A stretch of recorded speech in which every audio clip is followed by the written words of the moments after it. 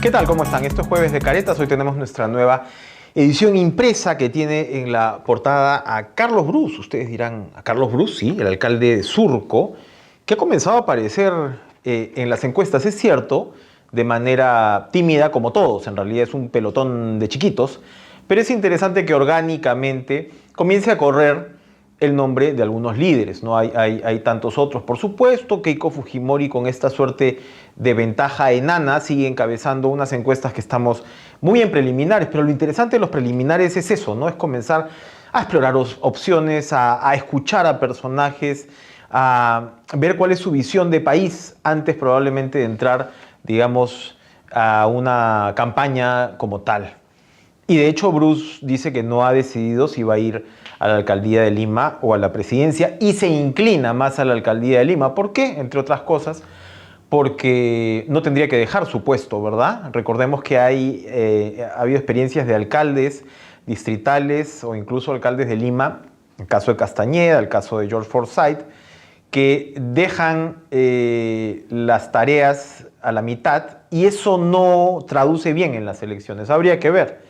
Pero el hecho es que si él va a Lima no tendría que hacer esto. Pero a lo que voy es que es interesante escuchar algunos temas sobre los que responde Brus, que tiene, por cierto, casi el 80% de aceptación en su distrito, que es Surco, y que tiene 500.000 de personas en Lima, no lo olvidemos. Pero es interesante no solamente ese tránsito del congresista y del ministro al tema de alcalde, entender cómo va la gestión ahora, entender lo que la gente quiere ahora. Me parece como ejercicio periodístico probablemente lo más interesante, es decir, cómo un político se relaciona con la ciudadanía hoy, ¿no? Esta ciudadanía tan desencantada, que a simple vista quisiera que todo se vaya al diablo, que está dispuesta a votar por Ontauro Humala o por Pedro Castillo en su momento, etcétera, etcétera. Y hay un par de puntos que parecen interesantes, como recordamos Brus, salió del closet ya hace un buen tiempo, y él dice que tiene una especie de complejo porque sabe que si le va mal en un puesto público, le está haciendo un doble daño, en este caso a la comunidad LGTB, porque si bien la sociedad va avanzando al mismo tiempo, es claro que persiste cierto conservadurismo, ¿verdad?, en el Perú. Y un político tiene que calibrar eso, y de hecho, claro, tiene la inscripción de una personalidad pública como Philip Butters en el partido Avanza País, que para muchos ha expuesto posiciones homofóbicas. Y bueno, Brus responde que en todo caso está a la espera, ¿no?, para ver o definir cuáles son esas posiciones antes de tomar cualquier decisión. Porque sabemos que Butters, por ejemplo, quiere ir a la candidatura a la presidencia. En fin, interesante. Hay muchos temas que él comenta y que repasa además sobre la historia política reciente. Recordemos que él trabajó con Toledo, cómo fue su relación con García, con el propio Kuczynski, y es una forma alternativa un poco de ver las cosas, ¿verdad? Por supuesto, el tema de Venezuela está en lo más alto, ¿no?, de la importancia ahora mismo.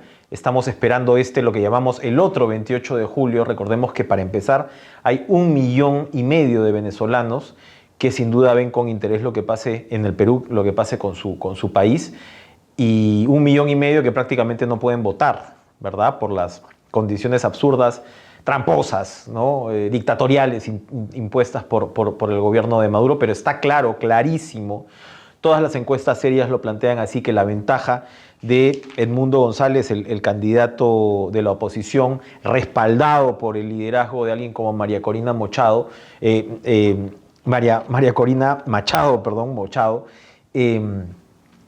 está llevando una larga ventaja a Maduro. Estamos hablando por encima de los 35 puntos. Es imposible que ese resultado se vaya a revertir sin fraude.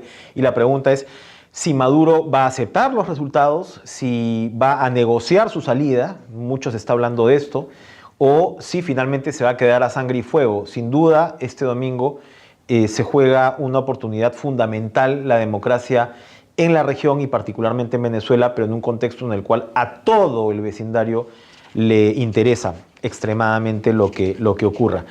Tenemos muy buenas investigaciones. Ojo lo que está pasando con Legado, que dejó pues la infraestructura de los Juegos Panamericanos, porque son contratos millonarios que se han acreditado, ¿no? O se le han dado a empresas que acreditan experiencia en entidades que no existían o que no cumplían con los requisitos. Y no es uno, son varios. Hemos encontrado por lo menos 3 y estamos hablando de varios millones de soles. Así que ojo con lo que pase. Lo otro que les quería comentar es que Pedro Pablo Kuczynski nos señala que, bueno, cuando le dio el indulto a Alberto Fujimori, nadie se imaginaba que el chino iba a pretender candidatear, ¿no? Evidentemente, era un indulto humanitario. Y es bien interesante porque esto que llamamos la Yuca 2026, esta charada, ¿no? Esta puesta en escena del fujimorismo para pretender la candidatura presidencial de Alberto Fujimori no va a llegar a nada. ¿Por qué no va a llegar a nada? Lo que decía Javier Vallerreyestra, que era el gran fallecido hace un par de semanas, ¿no? El gran incentivador, el gran entusiasta de la figura del indulto y la amnistía, hacía un análisis, ¿no? Con la jurisprudencia y decía que puede eliminar incluso el indulto, que es distinto, ¿no? La amnistía borra el delito. Y ojo que hay por ahí un intento de amnistía en el Congreso, pero todavía no aterriza nada. El indulto borra la sentencia, no el delito. Sin embargo, Vallerreyestra decía que podía eliminar las incapacidades civiles y políticas en el caso de la sentencia si el decreto gubernativo es explícito al respecto, ya que las inhabilitaciones son una pena de por sí y un descrédito social. Es decir, tienes las limitantes que tiene Fujimori ahora, tanto en la Constitución como en la Ley Orgánica de Elecciones, por la cual una persona que haya recibido sentencia por delito doloso, y allí hay distinciones en los casos de homicidio y corrupción, que son los que Fujimori tuvo, no puede ser candidato en un caso y puntualmente en el otro no puede ser candidato a la presidencia ni a la vicepresidencia, estar en la plancha. ¿Y qué ocurre? Lo que dice la sentencia o el indulto de Kuczynski es que en el presente caso la gravedad de la enfermedad se configura como un argumento en el que se justifica la culminación de la ejecución penal que conlleva la gracia, ojo, sin sacrificar los fines de la pena constitucionalmente reconocidos, toda vez que se trata de un caso excepcional de una persona con enfermedad no terminal grave, lo que determina que la continuidad de la persecución penal pierda sentido, ojo, sin que ello afecte el ejercicio de las demás acciones orientadas a la restitución del perjuicio ocasionado. Fujimori, señores, no va a poder candidatear. Quien piensa lo contrario está en un sueño de opio o en una clara estrategia política. Tenemos en nuestro Ellos y Ellas, en nuestra carátula, Cintia Martínez, viuda de Pedro Suárez Vértiz, que ha lanzado un libro que ha sido comentado en estos días. Es una suerte entre memorias, carta de amor, porque le dedica, ¿no?, directamente fragmentos del libro a su esposo, y un recuento bastante detallado de lo que fue este tránsito, ¿no?, de la enfermedad progresiva degenerativa que tuvo Pedro Suárez Vértiz.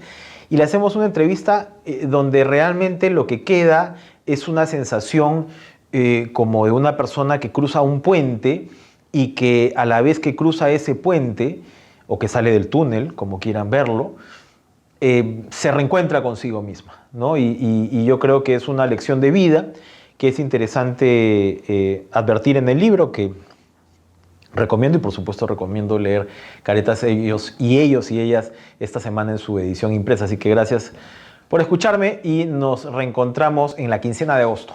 Chao.